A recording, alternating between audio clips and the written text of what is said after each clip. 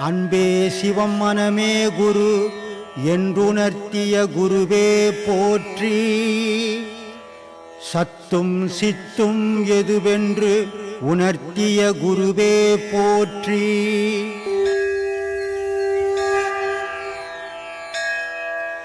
சாமி, மந்திரங்கள் மூலமாக கடவுளை நாம் வசியம் செய்ய முடியுமா? ஒன்றும் பண்ண முடியாது. அல்லது கட்டுப்படுத்த முடியுமா? ஒன்றும் பண்ண முடியாது.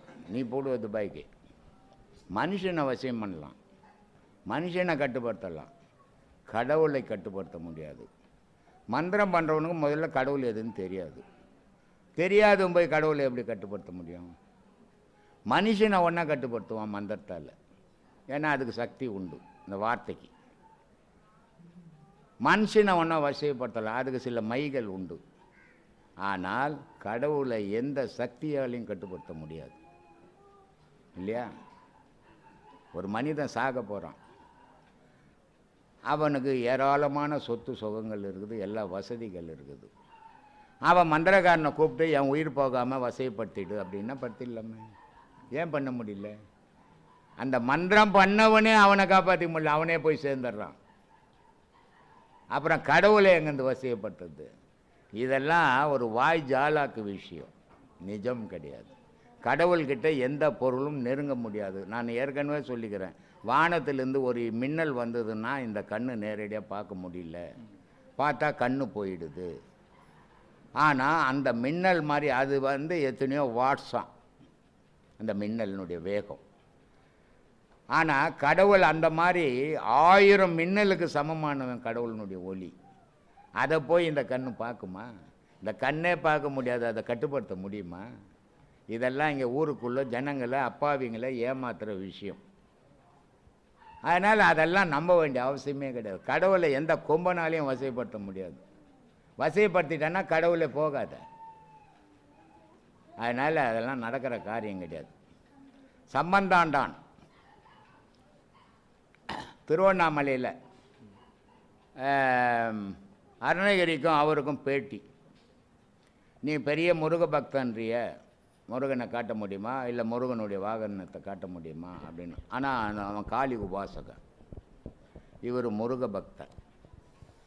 இவர் முருகன் மேலே பாடுறாரு, ஆனால் முருகன் வரமாட்டேன்றார். என்ன காரணம் அப்படின்னா, அந்த காளி பக்தன் காளியை விட்டு முருகனை பிடிச்சிக்க வச்சுக்கிறான்.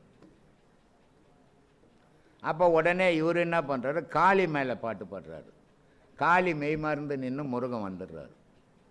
அது மாதிரி கடவுளை எந்த கும்பனாலையும் வசியப்படுத்த முடியாது சாமி. இதெல்லாம் ஏமாத்தின்னுங்கிற வேலை, அதெல்லாம் நம்பாதீங்க வாழ்க்கையில். நன்றி சாமி. ஒரு பொதுவான கேள்வி சாமி, இன்றைக்கு பொய்யான உறவு முறைகளின் இன்றைய நிலையில் கூட்டு குடும்ப வாழ்க்கை ஏற்றத்தக்கது தானா? முடியாது சாமி, கூட்டு குடும்ப வாழ்க்கை முடியாது. இப்போ அந்த வீட்டில் 30 பேர் கூட்டு குடும்பம், அதில் 5-6 பேர் ரயில்வேயில் வேலை செய்தவங்க, 30 பேர் சாப்பிட்ற வீடு அது. ஆனால் கூட்டு குடும்பம். ஒரு அம்மா கையில் தான் அந்த குடும்பத்தினுடைய ஆதிக்கமே இருந்தது. காரணம் என்ன? எப்படி அந்த அம்மா கையில் மட்டும் ஆதிக்கம் இருந்தது, இப்போ ஏன் அது சாத்தியப்படலை அப்படின்னா, அந்த அம்மாவுக்கு 20 ஏக்கர் நிலம் இருந்தது. அதில் விவசாய பொருளுங்க வந்துக்கின்னு இருந்தது. ரயில்வேலேருந்து வேலை செய்கிறவங்க சம்பளங்க வந்து நின்று எல்லாரையும் வச்சு அந்த தாயை அனுசரித்து போயின்னு அப்போ கூட்டு குடும்பமாக இருந்தது. இப்போ ஒரு ஆள் வேலை செய்கிறான், 2 பேருக்கு வேலை இல்லாத வீட்டில் உட்காந்துங்கிறான். கூட்டு குடும்பமாக இருக்க முடியுமா? சம்பாதிக்கிறவன் போடுவானா? ஒரு நாள் 2 நாள் விருந்தாளி மாதிரி போடுவான், 3ஆவது நாள் கட்டை எடுத்துப்பான், காலி பண்ணி வேறு வீடு எடுத்துக்கணுவான். அதனால் கூட்டு குடும்பம்லாம் இந்த காலகட்டத்துக்கு செல்லாது சாமி. அவர் எதுவுமே நான் பண்ணல, எதுவுமே நான் என்னால எதுவுமே கிடையாது, நான் எதுவும் பண்ணல. அது உன் மனசு பிரம்ம, நீ நினைச்சு தான் நடத்துறேன். ஆனா இது என்னுடைய வாழ்க்கையில போன மாசம் நான் ஐயாவோட வீட்டுக்கு வந்த சமயம், நான் கொஞ்சம் ஒரு முன்னும் இங்க வந்த பாதையில இருந்து நான் படாத துன்பத்தை பட்டுன்னு இருக்கேன். கொஞ்சம் நஞ்சம் கிடையாது. ஆனா எந்த ஹாஸ்பிட்டல் போனாலும் எதுவுமே இல்லைன்றாங்க, ஒண்ணுமே இல்லை. ஆனா என்னால உள்ள நுழைய முடியல. அவ்வளோ துன்பத்தை நான் அனுபவிச்சிருந்தேன். எனக்கு நான் இது என் வாழ்க்கையில் நடந்தது. இப்போ ஜஸ்ட் ஒரு 3 வாரத்துக்கு முன்னாடி நடந்தது. பாடத்தில் போய் நான் உட்காந்தேன், என்னால் முடியல, பாடம் பண்ண முடியல. அதுக்கு ஐயா வராரு என்கிட்ட வந்துட்டு, அவர் வர்றது மட்டும்தான் பார்த்து எனக்கு வந்து ஊசி இப்போ எடுத்துன்னு வர்றாரு கையில். ம். ஊசி எடுத்துன்னு வந்து எனக்கு போடுறாரு ஊசி. அதை டிசைட் பண்ணுறாரு, இங்கே போடணுமா பின்னாடி போடணுமான்னு. என் முதல்ல போட்டார். அது போட்டது மட்டும் தான் எனக்கு தெரியும். கொஞ்ச நேரம் கழிச்சு அந்த போட்டதில் மட்டும் பார்த்தேன், தெரிஞ்சது. அதுக்கப்புறம் என் நினைவே எனக்கு இல்லை, சுத்தமாக இல்லை. என்ன பண்ணேன் ஏது பண்ணேன் எனக்கு என்ன ஆச்சுன்னு எனக்கு தெரியாது. ஆனால் என்னுடைய டைம் முடிஞ்சு அந்த 6 மணிக்கு எழுந்துச்சிட்டேன். எழுந்துச்சு வெளியே வரேன், அதே மயக்க நிலையிலே இருக்கிறேன். அன்றைக்கு ஃபுல்லாகவே அந்த ஊசி போட்ட எந்த மயக்கம் எனக்கு எப்படி இருக்குமோ அதே நிலையில் தான் நான் இருக்கிறேன். என்னை விட்டு நான் மாறவே இல்லை. ஆனால் அன்றைக்கிலேருந்து நான் இன்னை வரைக்கும் நான் மாத்திரை எடுக்கலை. எல்லா பொறுப்பும் விட்டேன். நீங்கள் இப்போ இன்றைக்கி வந்துட்டீங்க, என்னை வந்து வழிநடத்த முடிவு பண்ணிட்டீங்க, இனி நான் வந்து எதனாலும் நான் போக மாட்டேன் அப்படின்னு அன்றைக்கி வந்து எனக்கு பூஜை பண்ணது. இன்னை வரைக்கும் நான் வாங்கி வச்சுருக்கேன் மாத்திரை. உங்ககிட்ட நிறைய வாட்டி சொல்லியிருக்கேன், ஐயா எவ்வளோ லட்சக்கணக்கில் செலவு பண்ணியிருக்கேன் என் உடலுக்கு. ஆனால் எதுவுமே இல்லைன்ட்டாங்க. இந்த பாதைக்குள்ளே நான் போகிறதுக்கு எதுவுமே இல்லைன்ட்டாங்க, தடை இல்லை எதுவும். ஆனால் வந்து போக முடியல. இன்றைக்கி வந்து அந்த ஒரு 3 வாரத்துக்கு முன்னாடி எனக்கு ஐயா வந்து ஊசி போட்டார். உண்மையாக எனக்கு போட்டார். நான் உணர்ந்தேன் அந்த மயக்க நிலை எனக்கு வந்து தெரியல, சாப்பிட்டும் தெரியல. எனக்கு திரும்பி போய் படுக்கணும் தான் தோணுதே தவிர என்னால் எழுந்து நடக்க முடியல. அப்புறம் சாப்பிட்டு கொண்டா போய் படுத்துட்டு என்னால் தவிர்க்க முடியலன்ட்டு. திடீர்னு அப்புறம் ஒரு குழந்தைக்கு வந்து உடம்பு சரியில்லைன்னு வந்துட்டு என்னை வந்து கூப்பிட்டாங்க, நேற்றுக்கு வந்து கூப்பிட்டாங்க. அப்புறமா எழுந்து வந்து நான் அந்த குழந்தைக்கு வந்து விபதி வச்சுட்டு போகலான்னு சொல்லி எழுந்து வந்ததான் அதுக்கப்புறம் தான் என் உடல்நிலை என்னை வந்து மாறிச்சு. அது வரைக்கும் நான் வந்து அவ்வளோ மயக்கத்திலே இருந்தேன். அப்போ ஐயா என்னை வந்து சூட்சமாக தான், எல்லாரோட மனசுலையும் சூட்சமாக தான் இருக்கார். உனக்கான நேரம் வர வரைக்கும் நீ காத்துனான்னு எனக்கு அதான் சொல்கிறேன். நான் 3 வருஷமாக நான் படாத பாடுபட்டுருக்கேன். கொஞ்சம் நஞ்சம் கிடையாது. பணத்தால் கஷ்டப்பட்டுருக்கேன், மனசால் கஷ்டப்பட்டுருக்கேன், எல்லாத்துலேயும் கஷ்டப்பட்டவன். இன்றைக்கி வந்து எதுவுமே இல்லைடா அவ்வளோதான், அந்த ஒரு நினப்பு வந்து கொடுத்துட்டு இன்னை வரைக்கும் நான் அந்த மருந்து வாங்கி வச்சிருக்கேன். எல்லாம் அப்படியே கிடக்குது. இன்னை வரைக்கும் நான் அந்த போட்ட ஊசிலேருந்து இன்னும் வரைக்கும் அந்த மாத்திரையும் தொடலை, எதுவுமே தொடலை. இன்னை வரைக்கும் நான் தொடலை. லட்சக்கணக்காக செலவு பண்ணியிருக்கேன் சாமி. நான் 1 2 ரூபா இல்லை, நான் ஒன்றும் அப்போ வேண்டிப்பேன், ஐயா நான் இப்படி செலவு பண்ணுறது நான் ஆசிரமத்துக்கு செலவு பண்ணலாமே. எத்தனையோ வாட்டி கேட்டிருக்கேன் ஐயாட்ட, எத்தனையோ வாட்டி கேட்டிருக்கேன், எவ்வளோ பண்ணி சேர்ந்துருக்கேன், அவ்வளோ பேசினேன். அண்ணா அன்றைக்கி வந்து எனக்கு செஞ்சுட்டு போனாருங்களா, அது என் வாழ்க்கையில் நான் மறக்க முடியாது. அவ்வளோ துன்பப்பட்டு கஷ்டப்பட்டு இருந்தவன் இன்றைக்கி வந்து ஃப்ரீயாக இருக்கேன். நான் கொஞ்சம் நஞ்சலை சாமி, நான் அவ்வளோ சந்தோஷம். அன்னையிலேருந்து இன்னை வரைக்கும் எனக்கு அவ்வளோ ஆச்சரியமாக இருக்குது. இந்த மாதிரி இங்கே நிறைய பேரோட வாழ்க்கையில் நடந்திருக்குது. முடியாத நேரத்தில் ஐயா என்னை வந்து தயவு செஞ்சு காப்பாற்றினி, இல்லைன்னா கூட்டும் போயிடு அப்படின்னு சொல்லக்கூடிய நாள் வரும்போது அவங்க எல்லாருக்கும் நான் இருக்கிறேன்பா அப்படின்னு நிறைய பேரோட வாழ்க்கையில் அவரோட அந்த அந்த அந்த தன்மையை காட்டியிருக்காரு. கண்டிப்பாக சார். இது வந்து எனக்கு இந்த இதுதான் எனக்கு வந்து ஐயா முன்னாடியே நிறைய காமிச்சிருக்காரு, நிறைய அனுபவம்லாம் கொடுத்துருக்காரு.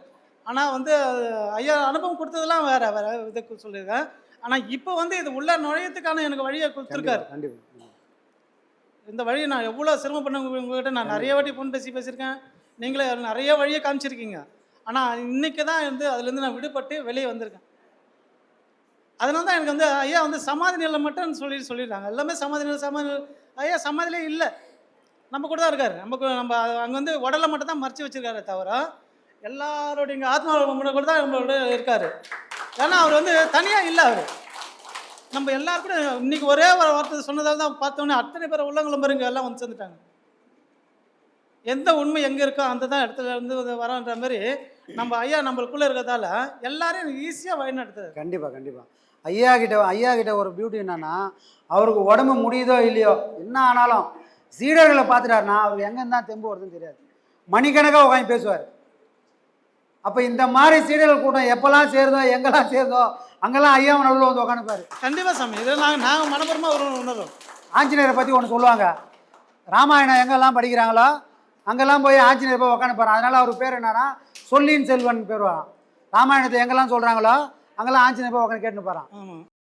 அந்த மாதிரி இந்த கூட்டம் எங்கெல்லாம் இருக்குதோ அந்த ஆஞ்சநேயர் மாதிரி நம்ம ஐயா வந்து நம்ம கூட வந்து உட்காந்துப்பார். அது உண்மை சாமி. ஐயா இல்லாமல் எதுவுமே இல்லை. நம்மளுக்கு வந்து முழுக்க நம்ம ஐயா தான். கண்டிப்பாக அதுலேருந்து அதனால தான் நான் வந்து சும்மா எல்லாம் சமாதி சொல்லிட்டு போகிறேன். ஆனால் முதல்ல சொல்கிறாரு, எனக்குள்ளே என் ஆன்மா தக்க வச்சு தருக்கு, எனக்கு திறமை இருக்குதுன்னு சொல்லிட்டாரு. எல்லா ரகசியத்தையும் சொல்லிட்டாரு. ஆனால் அவர் அங்கே இல்லை, எல்லாருக்குள்ளே தான் இருக்காரே தவிர அங்கே நம்ம போய் நம்ம வழிபடுறோமே தவிர அவர் நம்மளுக்குள்ளே இருந்து வழிபடுறோன்னு யாரும் உணரலை. நம்மளுக்குள்ள தான் அந்த நம்ம வழி போகிறோம்னா நம்ம எங்கேயுமே போக வேண்டியதில்லை. அவர் நம்மளுக்கு நினச்சது சாமி அந்த வார்த்தையை இது வரைக்கும் எந்த மகனாவது சொல்லிக்கிறாங்களா? இல்லை. வாழ்நாளில் எவ்வளோ மகன்கள் சமாதி ஆகிறாங்க, எவ்வளோ சமாதிக்கெல்லாம் நீங்கள் போயிருப்பீங்க. ஆனால் அவங்க அவங்க வாயால் இப்படி ஒரு வார்த்தையை யாராவது சொல்லியிருப்பாங்களான்னா இது வரைக்கும் நம்மளுக்கு யாரும் கேள்விப்படவே இல்லை. இல்லை சாமி. என்னுடைய ஆன்மாவை எனக்குள்ள தக்க வைக்கிற அந்த விதை எனக்கு தெரியும்னு இது வரைக்கும் யாருமே சொல்லலை. அப்படின்னா என்ன அர்த்தம்? வந்தவரு சாட்சா சிவபெருமானா இருந்தால் மட்டும்தான் அப்படி ஒரு வார்த்தையை வெளிப்படுத்த முடியும். இல்லைன்னா அந்த இது ஆனால் கடைசி வரைக்கும் அவர் குருனே ஒத்துக்கல. அப்போ நான் சாதாரண மனுஷன்டான்னு சொல்லிட்டு போயிட்டாரு. நான் எதுவுமே கிடையாது, நான் உங்களோட கூட ஒரு மனுஷன் நான். ஆமாம், அதுதான் சொல்கிறாரே தவிர அவர் வந்து இருக்கத்திலே பெரிய அது இறைவன் கொடுத்த வரத்தோட தான் அவர் இருந்தார் நம்ம கூட. ஆனால் அவர் வந்து சுத்தமாக எதுவுமே வேலை காமிச்சல, நான் எதுவுமே பண்ணல, நான் ஒரு சாதாரண மனுஷன்டா அப்படின்ற இதில் தான் வாழ்ந்து காட்டியிருக்காரு. ஏன்னா ஒரு குருவானவர் எப்படி இருக்கணும்? நான் போய் முன்ன நிற்கக்கூடாது. எதை செஞ்சாலும் எனக்கும் இதுக்கும் எந்த சம்பந்தமும் இல்லை. இது எல்லாம் யாரை காட்டணும்? ஒரு குரு யாரை காட்டணும்னு காலையில் தான் சொன்னேன். குரு யாரை காட்டணும்? எல்லாத்தையும் காட்டணும் இறைவன்பா அப்படின்னு குருவானவர் இறைவனை காட்டணும். இறைவன் என்ன பண்ணுறான்? டேய் நான் எங்கடா பண்ண போகிறேன்னு அவர் குருவை காட்டணும். இவங்க ரெண்டு பேரும் மாற்றி மாற்றி காட்டணும். ஆனால் நான் தான் பண்ணேன்னு யாராவது சொன்னாங்கன்னா அவங்க யார்? குருமார்களுக்கு சொல்லணும் கிடையாது, அருகதை இல்லாதவங்க. அதனால தான் நம்ம குரு எப்படி இருக்கணும்னு ஐயா எங்கேயும் சொல்லலை. ஆனால் தன்னோட வாழ்க்கையில் அவர் வாழ்ந்து காட்டியிருக்கார். யாருக்காக? தனக்கு பின்னாடி வரக்கூடியவங்க தான் வாழ்க்கையை பார்த்துட்டு தான் வாழ்க்கையில் இருக்கிற நல்ல விஷயம்லாம் எடுத்துக்கின்னு நீங்களும் அப்படி இருங்க, நீங்களும் எல்லா செயலும் செய்யணும், ஆனால் உங்களால் தான் செய்ய முடியும்னு எங்கேயும் சொல்லிடாதீங்க. அப்படி சொன்னீங்கன்னா என்னாவும்? என்னை வந்து சேர மாட்டீங்க, இன்னொரு பிறவி உங்களுக்கு தயாராகிடும்னு அவர் வாழ்ந்து காட்டியிருக்கார் சாமி. எதுவுமே நான் செய்யலன்னு தான் சொல்லிட்டாரு. அதுதான். சரிங்களா? பார்ப்போம். சரிங்க சாமி. நல்லது, ஆத்மா சாமி. நல்லது, நல்லா.